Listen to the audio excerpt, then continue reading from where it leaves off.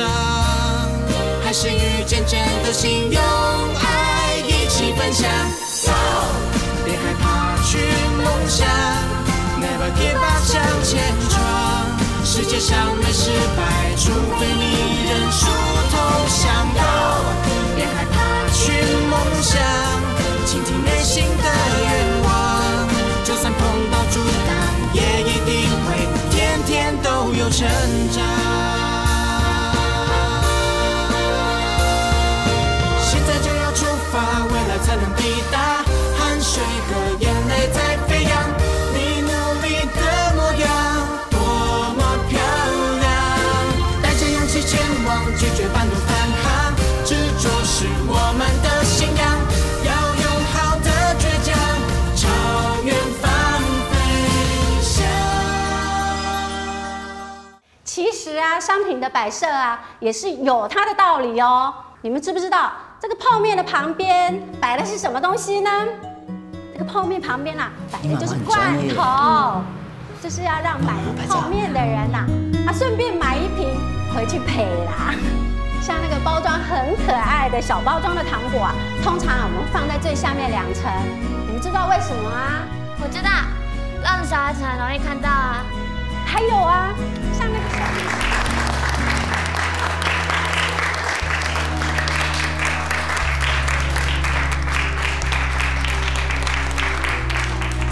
你最喜欢哪一句？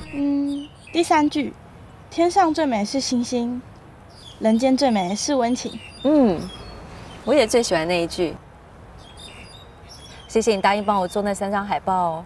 老师不用客气啊，你都为我做那么多事了。我做的不算多，我只不过是起了一个头，用正面的方法开始了一个良性的循环。之后会有一德妈妈持续的关心你，关心阿嬷，你可不要拒绝哦。好，如果你有什么事想要跟我说，你还是可以来找我，或者是写在卡片夹在本子里头。好，雅薇，你知道吗？虽然爸爸妈妈常不在你的身边，可是你的生活里还是充满着温情，也有你需要孝顺跟感恩的人啊。我知道啊，我阿嬷。是啊，还有，妈妈其实也一直都很关心你。也许有一天我会自己去找我妈，又或者我妈会回来看我和阿嬷。但是在那之前，我会让我自己更好的。你能这样想，老师真的很高兴。还有雅文，老师希望你不只是画海报而已，而是真的可以参与这个活动。可是，就请阿嬷来啊，阿嬷也算是你的家长啊。我阿嬷，她大概不会愿意吧？你没问，你怎么会知道？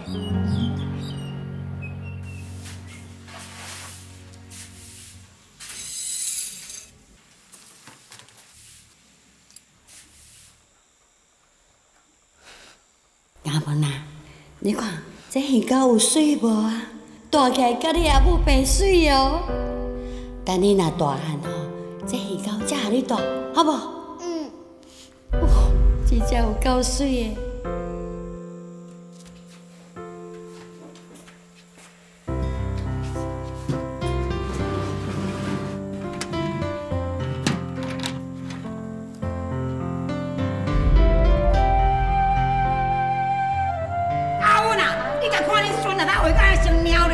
为啥我足无用的呢？哎呦，雅文啊，你是咧创啥啦？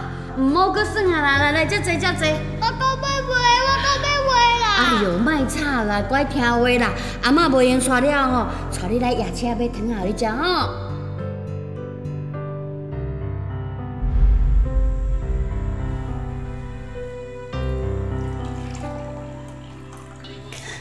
阿嬷，啉茶啦。哦。医生毋是讲，你就是茶啉伤少，毋才会闭结。哦，毋那安尼呢？医生佫讲哦，我因为安尼四界拍走啦，食是无正常，才会闭结啦。毋那安尼，你着莫四界去看香啊。这哪有法度啦？我已经惯死啊啦，自少年到即马拢安尼啊。啊，我若无缀人去挂香，啊，你厝是要叫我创啥啦？吼，阿嬷，习惯会改啊。就亲像咱兜，你看，即晚毋是亲戚足多啊。是哦，你迄个吼，迄叫什么老师啊？伊真正足甘心的呢。阿嬷，伊是曾老师。对啦，曾老师。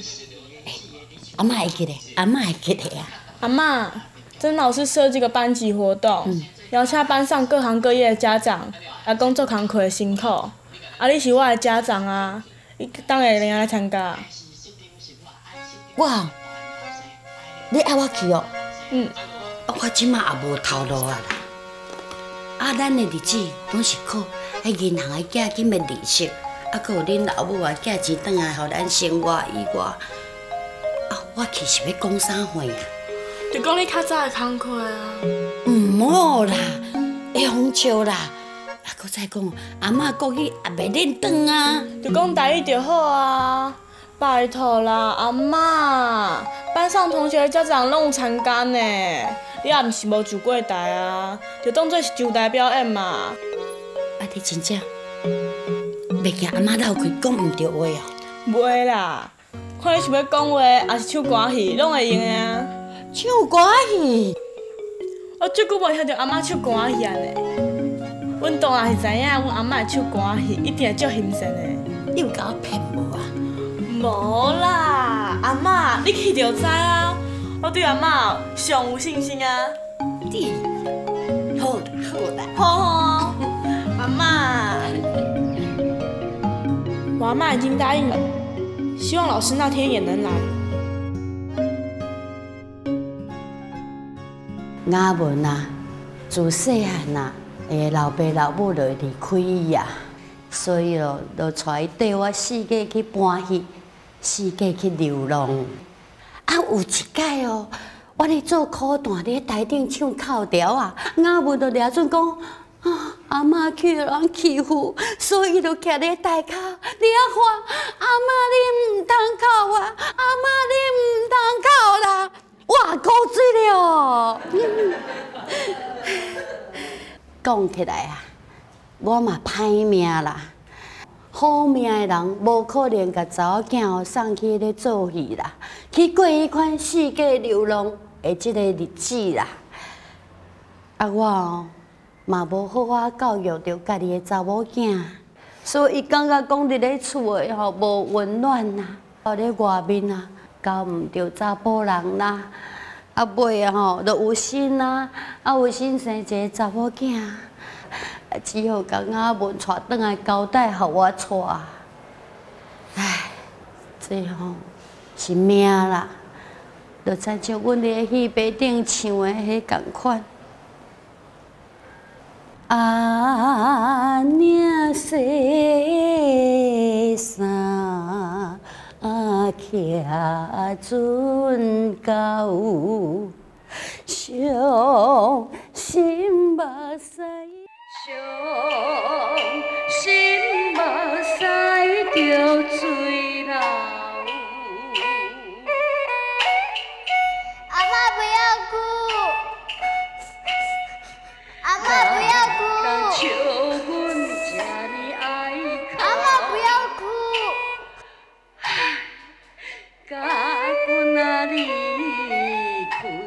阿阮啊，哎呦，你即马带来这放牛啦，较紧的啦。哎呦，我即摆哪有闲通带去啦？你甲带去啦，囡仔人凊彩啦，边仔放的就好啦。我不爱啦，我要去便所。哎呦，凊彩去放啦，乖啦，莫吵啦。我要阿嬷带。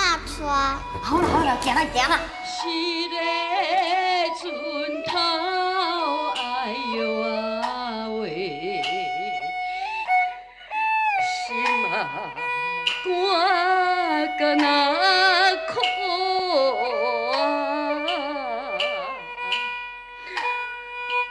啊，肝骨。哎呦，我孙啊，你这可怜啊！你哪在哭？阿我若时间啊，苦也是袂人知哟啊喂。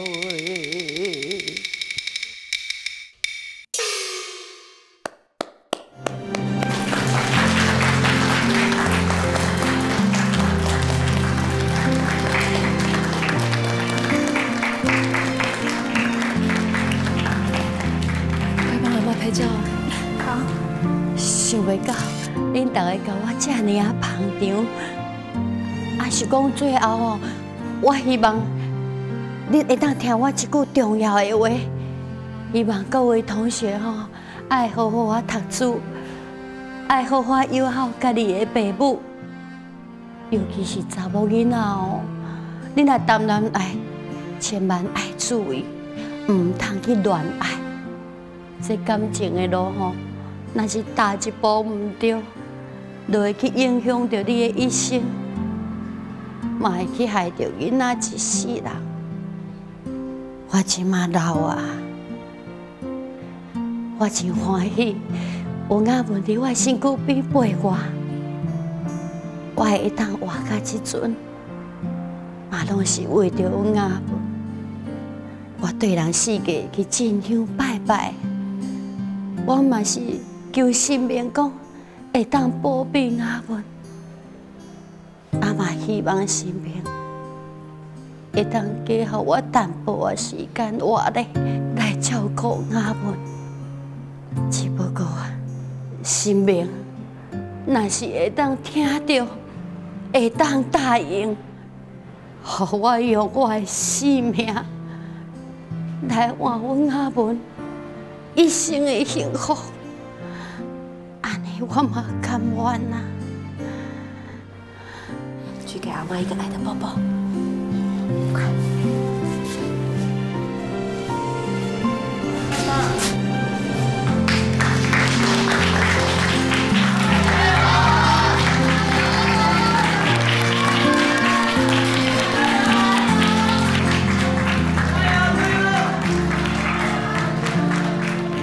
老师，我可不可以不要参加班会的家长分享？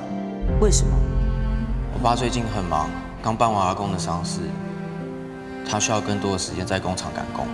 可是他在联络部上已经答应要出席啦。可是他最近真的很忙啦。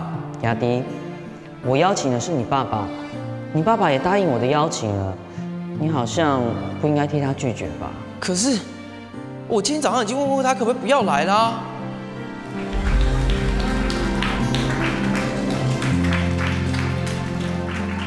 天上最美是星星，人间最美是温情。希望我能看见更多这么美丽的温情。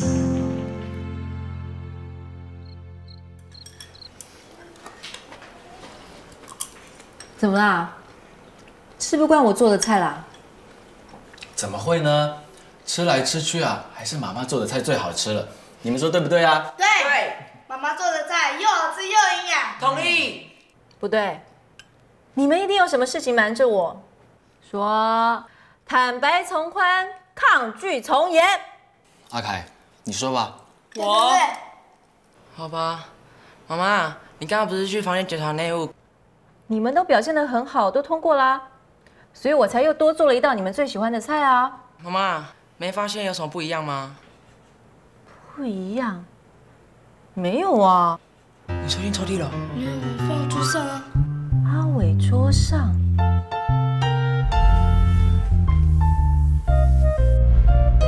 那台不是原来的啊。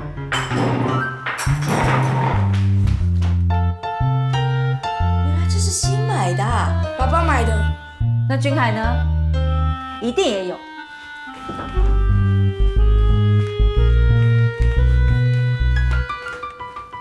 原来电脑也是新买的。爸爸买的。你们还真会先斩后奏啊！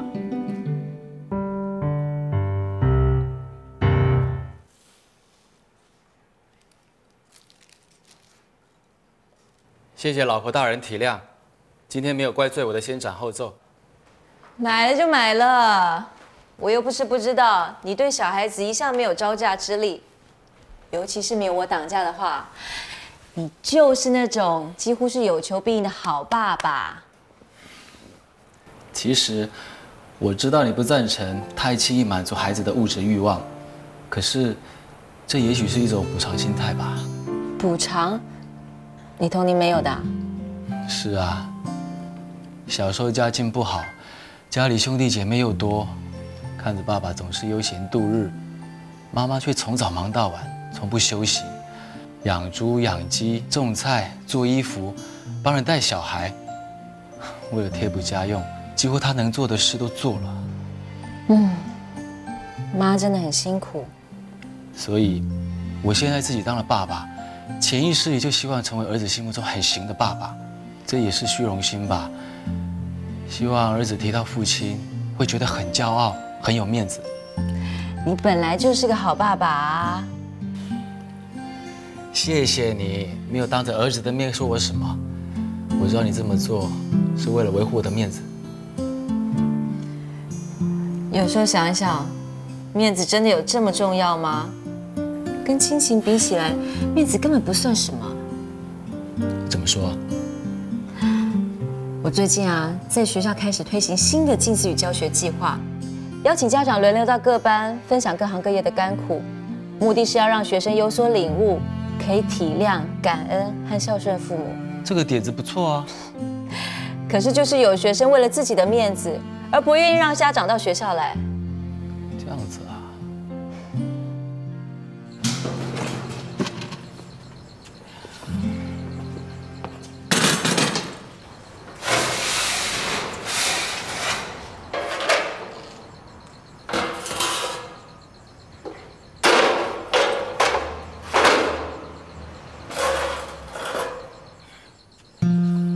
你饿不饿？我特别买了你最喜欢吃的。不必。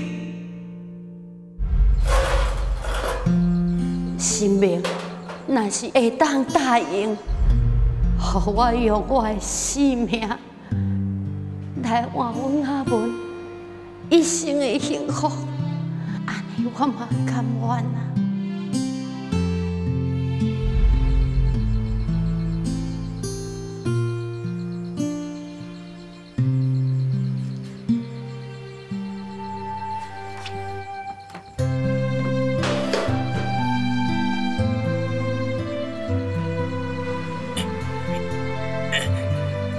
雅迪，我来。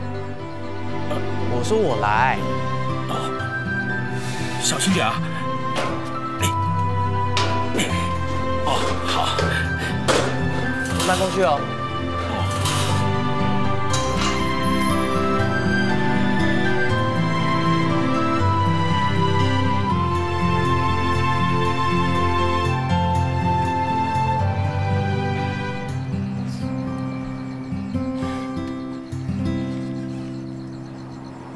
你想清楚了？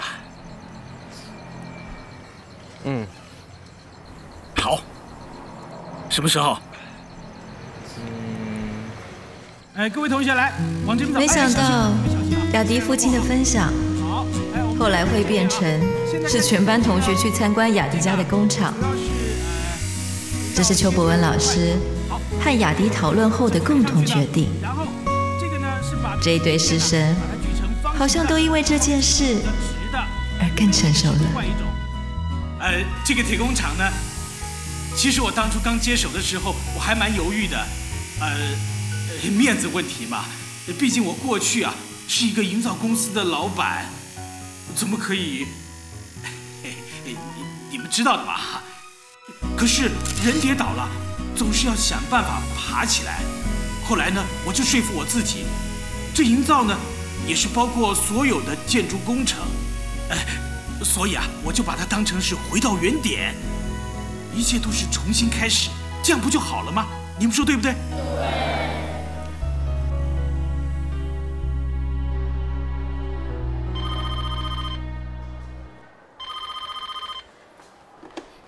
喂，你好，邱老师不在座位上，您哪里找？您是杜凡康的爸爸。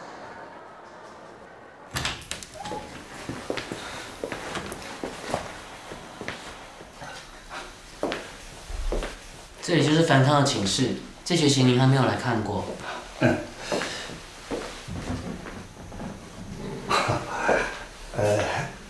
他睡哪里？这里。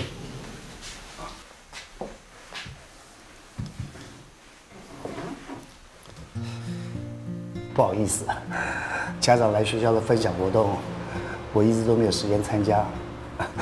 那个凡康一定给学校添了不少麻烦吧？不要这么说，辅导学生本来就是学校和老师的责任嘛。对了，樊康爸爸，我可不可以多了解一下樊康他在家里的情形？哦，老实说，樊康几乎都是由我母亲带大的，因为我跟他妈很早就分开了。这个我知道。我工作忙，最近这几年啊，差不多都待在大陆，根本没有时间陪他。再加上我母亲的生活圈子本来就不大，也许这也是造成樊康个性比较孤僻，不喜欢与人相处的原因。让他来住校，就是希望啊，能够让他多跟同学接触，看能不能在团体生活中变得比较活泼啊，能够多交一些朋友。没想到，哎，樊康爸爸，其实啊，樊康他已经进步很多了，像是班上的活动啊，他也有在参与了。所以我想，我们会再继续评估看看，看是不是需要请慈济医院那边辅导青少年身心方面的专业人员来跟他谈话。那就谢谢老师费心了。不会。还有就是，不知道樊康的妈妈和他还有联络吗？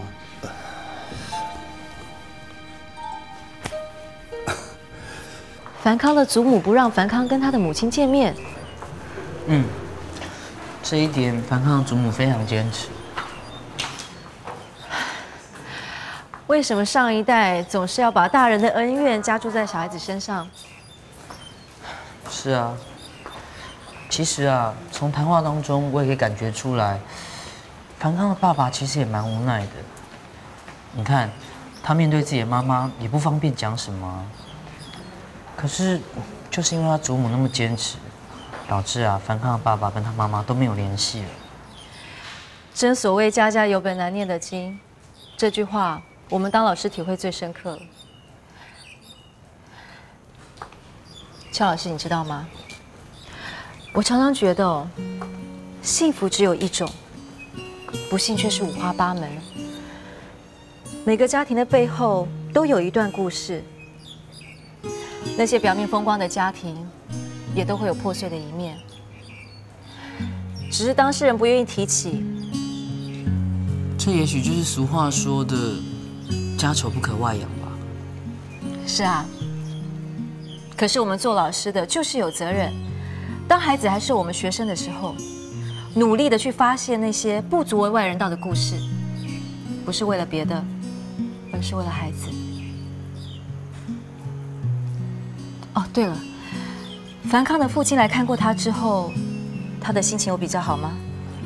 这个倒是还看不出来哎。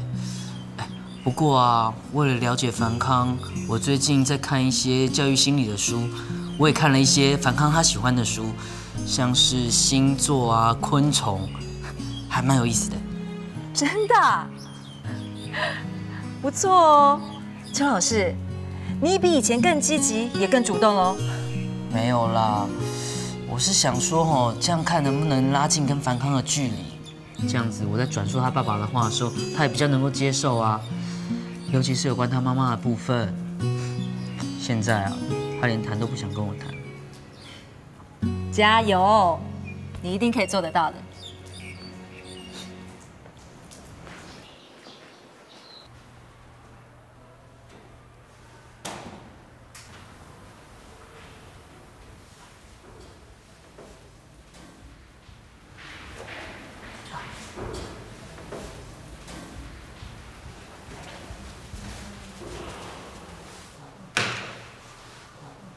蝙蝠的生态，樊康转移兴趣啦。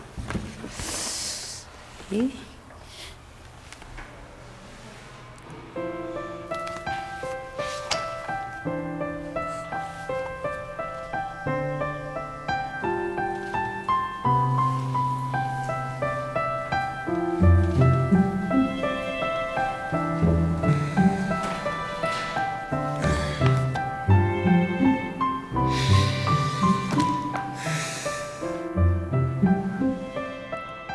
孩子都是一本书，你要打开来，仔细阅读里面每一个章节，才能真正认识跟了解孩子。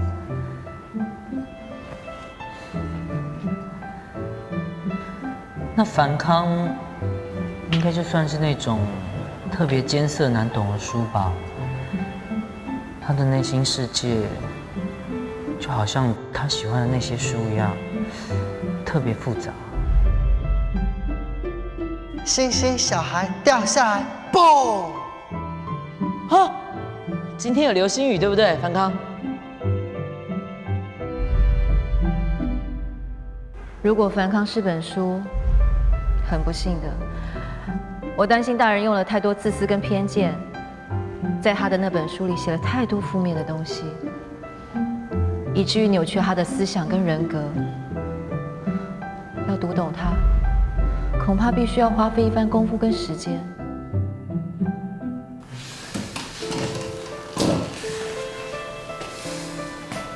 詹老师说的对，唯有用心才能读懂孩子的心。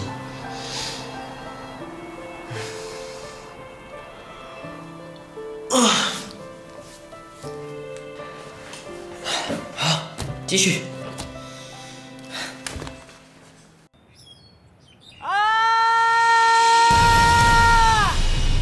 我是蝙蝠侠！我是蝙蝠侠！我是蝙蝠侠！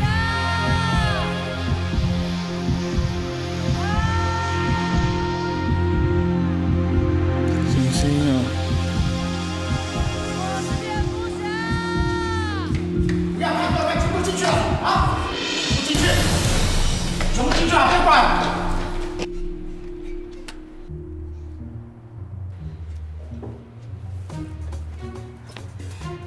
樊康，樊康，你在做什么？我是蝙蝠侠。好，蝙蝠侠，你在做什么？我想要飞。哎，你想要飞去哪？我想要飞到没有人居住的地方。为什么呢？因为人类很烦、很讨厌、很残忍、很无情，只会破坏蝙蝠和其他生物生存的环境，对地球一点贡献都没有，还害很多蝙蝠没有家，甚至有些人类连自己的小孩都不爱护。老实说，樊康几乎都是由我母亲带大，因为我跟他妈很早就分开了。樊康，蝙蝠侠，人类也不完全都是坏的吧？像我啊，社爸啊，班上的老师、同学，都不是坏人吧？樊康，如果你是行侠仗义的蝙蝠侠，我们可不可以一起想想看，要怎么样帮助迷路的小蝙蝠回家呢？或者是帮助跟小蝙蝠失散的蝙蝠妈妈找到她的小蝙蝠呢？樊康，来，骑来妈妈这里，小心一点哦，要骑慢一点哈。不可能的，没有办法，不可能有办法的，人类太恶毒了。不，一定有办法的。我想，蝙蝠妈妈绝对不是故意不要小蝙蝠的，只是雷达受到了干扰，一时之间没有办法飞向小蝙蝠。只要让蝙蝠妈妈好好休息，恢复体力，蝙蝠妈妈就可以再出发去找小蝙蝠啦。樊康，有没有受伤？没关系哦，妈妈在这，妈妈看。妈妈好，妈妈看。妈妈在这，对不对，樊康？樊康，天亮嘞。蝙蝠不是应该回洞里休息了吗？蝙蝠要在白天睡觉，才能在晚上出来活动啊。蝙蝠最擅长在黑夜里找路了，阳光太刺眼，反而会觉得受不了，对不对？要饶我！樊康，你累了，我们先回寝室去休息啊。等一下我叫社爸把早餐送给你。是吗？我们吃饱再去上课好不好？好，你放心，老师会陪你的。啊，乖。啊，乖。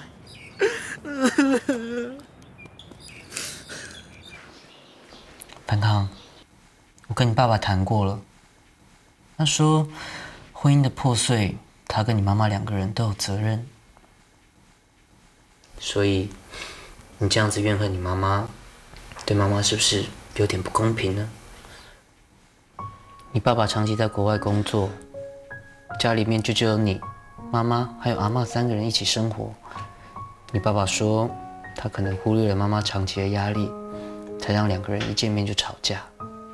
架吵完了，问题没有解决，爸爸又出国了，所以才让问题越来越大，最后难以补救和挽回。不管怎么说，我妈还是离开我了，而且她根本就不要我，我讨厌她，我恨她，我讨厌人，我讨厌人，我讨厌人。樊康，我不同意你的想法。你看看你的身边，看看这个学校，如果这里没有爱，你会愿意留下来吗？樊康，妈妈离开的时候你几岁？5岁，已经上幼稚园了，有记忆了。你仔细想一想，妈妈带给你的，难道全部都是有关恨的回忆吗？樊康好棒哦！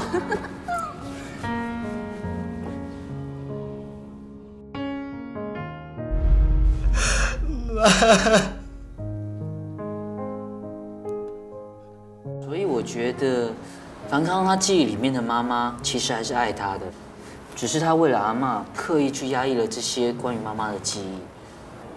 这件事情还好，邱老师处理得当，没有造成更大的意外。曾老师，你觉得呢？是不是我们应该立刻把樊康转接给心理医生进行治疗？我倒觉得事情没有这么严重哎。听邱老师这么说，我觉得樊康他是想要发泄长期的压抑，并不是真的想不开。有一句话说：“解铃还须系铃人。”如果想要打开樊康的心结，我觉得必须要请樊康的妈妈过来帮忙了。邱老师，好，我会尽快联络樊康的父亲，想办法让他跟他妈妈见面。如果电话打不通的话呢，我可以用 email 的，这部分的联络管道我们是畅通的。对于老人家，我们不用去苛责，但樊康才10几岁，正值人生重要的青春期。如果失去了现在导正他的机会，不免会让人担心错误的观念会影响他的一生，使他不懂得如何去爱人，也不敢付出，进而也会影响他以后的两性关系，还有婚姻关系。好，我想说的重点差不多就是这些，其他的你再自己想想看咯。哎呀，我得去搭火车了。email 寄出去之后，有好消息记得要告诉我哦。张老师，我送你，我耽误你那么多时间。不要啦，我已经叫了车，你赶快去把信打完，下礼拜见。好，那张老师慢走。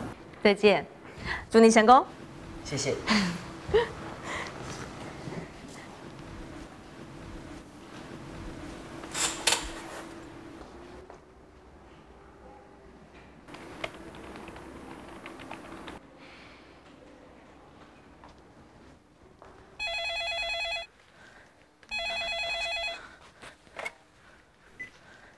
喂，嘿，邱老师，你收到樊康父亲的 email 了？这么快？他怎么说？真是太好了。邱伯恩的信很快就得到樊康父亲善意的回应。樊康父亲在回信中说，他不是没有管道接触樊康的妈妈，只是他很少在台湾，又顾虑到母亲的感受，时间久了也就算了。他说，也许是自己给了自己太多借口，希望这次真的能带给樊康好的转变，所以会尽快找到樊康的妈妈，安排他们母子见面。一开始我也想争取监护权，可是樊康的爸爸跟阿嬷当然不愿意给我。对簿公堂，最后的结果只会造成双方的裂痕越来越深。我后来醒悟到，这样下去一定会两败俱伤，更伤害了樊康。而且我知道，阿嬷如果失去了樊康，她很可能会承受不了这样的打击。所以，你放弃了监护权？樊康是他生命所有的寄托。我确信阿嬷跟樊康的爸爸一定会给他最好的生活。可是你还是有探视权的，不是吗？起先我也是这么想啊，可是到后来，樊康的阿嬷不让我接近樊康，还是樊康。紧接着，他不是转学就是搬家，所以才会演变成今天这样的局面。邱老师，我真的很难过。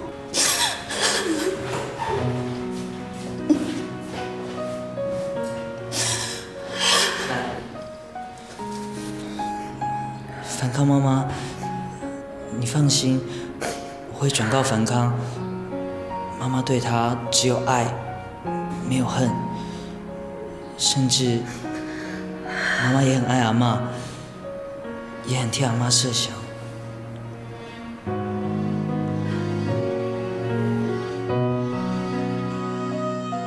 樊康，你要体谅妈妈跟阿嬷，他们可能是全世界最爱你的人。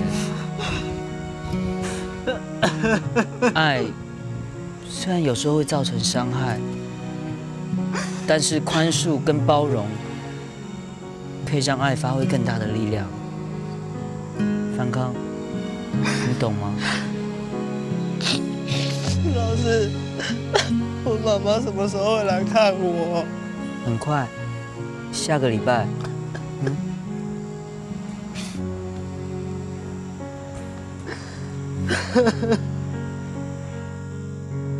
邱老师，经过这次的事情，我觉得你已经可以独当一面，当一位好老师了。曾老师，你看，我刚刚都被你感动成这样。知道樊康终于可以跟他妈妈修补关系，我真的好替樊康高兴。因为我自己也是个母亲，我知道他妈妈的挣扎。曾老师，我哪有什么能力可以感动你啊？要不是你一路上帮助我，我有什么办法处理那么复杂的学生问题呢？你要相信自己，一定可以的。我们当老师的，一个人的力量或许很微弱，就像星光，当它们一闪一闪聚集在一起发光的时候，就可以照耀整片星空。你要对自己有信心。我可以预言，这一届的国3善解班绝对不会在你手上解散。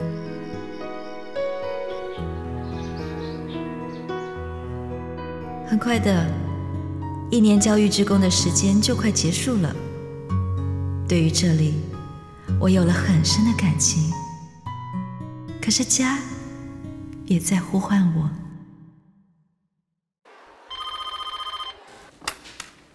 喂，翠芳，我很好，你们呢？教联会10周年庆，我知道啊。什么？你们要来花莲参加？好，我们见面再聊。拜拜。玉珍老师，你在花莲可以常常来金社，真令人羡慕。真的哎，这边环境好，空气又好，让人心情也可以沉淀。对啊。玉珍老师，你在想什么？没有啊，只是觉得要离开这里了，心里突然有好多感触哦。舍不得这里啦？舍不得当然会有。1年的教育志工，时间过得好快，总觉得还有好多事情没有做。可是这1年对我们来讲却好漫长哦。每次开会你不在，大家都好想念你。知道你要回中立了，好多老师都很开心哎。你们也知道我这个人，做事做决定一向干净利落，从来不喜欢牵牵挂挂、拖泥带水。只是这一次怎么觉得好困难？明明本来就决定在慈中只待1年的，那是为什么呢？刚刚上人在静思堂不是有提到一位师兄，一心想来慈中任教，可是却在慈中成立之前却往生了。上人接着说，当我们有因缘的时候就要把握，因为因缘不是你随时想要就有。我觉得这段话好像是说给我听的，所以你觉得不应该离开？我也不知道。其实，在你们今天来之前，我曾经遇到上人，上人他问我说，我家师兄有没有可能来花莲工作？还有啊，上人他说，他对慈中还有很多很多的期许，他希望有更多的老师来慈中，一起为教育努力。所以你觉得上人说这些话是希望你继续留下来？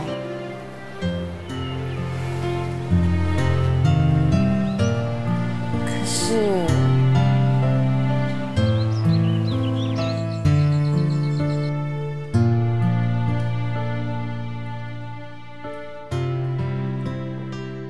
曾老师，虽然1年前我就知道你只担任1年的教育职工，但是你对学生的影响是有目共睹的。说实话，我真的希望你来慈中，不只是当老师，而是能够担任更重要的职务。校长，真的很感谢您对我的支持，可是我已经答应家人，只来1年了。我知道我没有立场勉强你，但是如果你改变心意的话，我想所有的老师和同学都会跟我一样的高兴。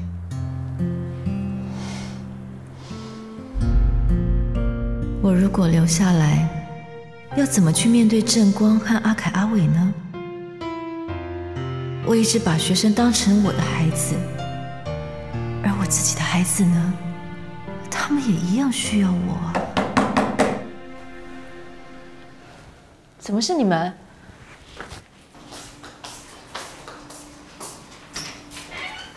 张老师，你还没有要睡吧？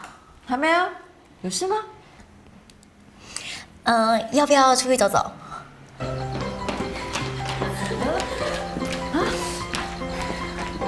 你们约好的啊？曾老师，这是我们一点心意，不成敬意。可是，这代表我们对你的感谢，谢谢你这1年来让我慢慢学会怎么当一个老师，当一个可以让孩子信任的大人。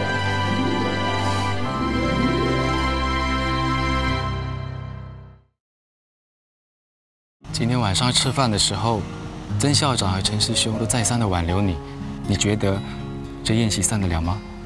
我不可能因为离开，就跟慈中一点关系也没有。你留下来吧。你说什么？我知道，如果我不同意，你是不可能会改变决定的。可是我想了一整夜，我告诉我自己，我不是早就知道我老婆不是一个平凡的女人吗？我跟你讲啦，这件代志吼，就算讲是我自私啦，玉珍安尼放翁放囝，你根本就是咧滚生笑啦。啊，为什么什么代志哦，你拢爱对迄个无好的所在想呢？花莲有好多孩子需要妈妈照顾呢。我跟弟弟也需要啊。我们要去，为什么不等到弟弟国中毕业再去？而且你们根本没有问我们，就已经决定了啊！还有什么好说的？阿凯，阿凯，阿凯，我觉得就是因为这样，所以我才更应该要放手。可是我们真的很担心中立教联会的凝聚力会因此消散。危机就是转机，我相信中立教联会不管有没有我，都可以继续成长的。什么？阿公阿嬷决定要搬来杨梅住，就近照顾阿凯阿伟。